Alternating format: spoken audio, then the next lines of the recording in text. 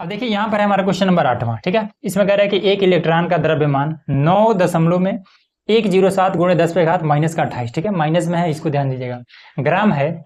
इसे साधारण दशमलव भिन्न में बदलने पर दशमलव बिंदु तथा अंक 9 के बीच कितने शून्य होंगे। ठीक है, जब घात इसका माइनस में हो तो ये दशमलव आगे की तरफ भागेगा। ठीक है, तो वही पूछ रहा है कि इस 9 के आगे कितना जीरो तक जाएगा। ठीक है, तो कैसे जानेंगे, देखिए सिंपल लिखिए, 9.107 गुणे 10 पे घात माइनस का 28, यही चीज है ना।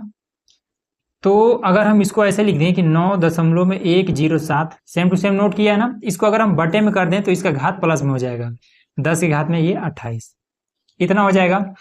अब इसमें देखिए 10 की घात 28 से क्या मतलब है कि एक के बाद से 28 जीरो होगा। ठीक है, अब 28 जीरो यहां तक लिखे तो बहुत ज्यादा हो जाएगा। ठीक है, तो इसको लिखते नहीं है, डायरेक्ट हम बताते हैं।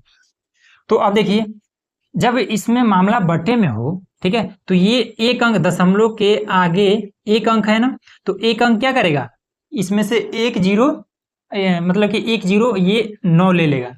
ठीक है ना, ये 9 क्या करेगा, इसमें से एक जीरो ले लेगा। अभी हमने आपको कुछ इस तरीके से बताया था, मान लेते हैं कि जैसे कि अगर कहीं पर है कि 4, कुछ भी ले लेते हैं, 4.21 गुणे 10 पे घात माइनस का ये 5 है, ऐसे था ना।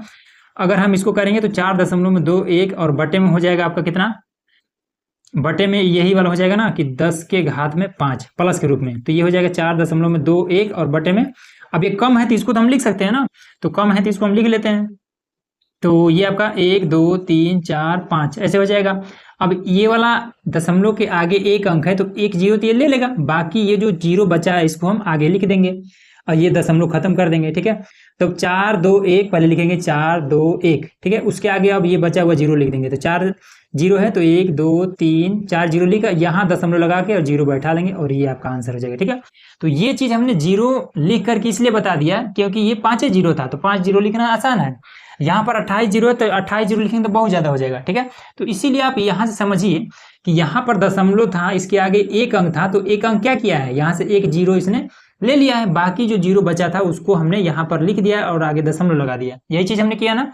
तो सेम यही वाला चीज यहाँ पर भी होगा, दशमलव के आगे एक अंक है तो एक अंक क्या करेगा, यहाँ से 28 जीरो में से एक जीरो ले लेगा, तो बचेगा कितना, ये आपका 27 जीरो बचेगा। ठीक है, तो वही यहाँ पर हम लिख देंगे कि दशमलव दशमलव तथा 9 के बीच कुल 27 शून्य रहेगा और यही आपका आंसर हो जाएगा। ठीक है, ये हमने एग्जांपल आपको बताया है तो इसका कोई मतलब नहीं है।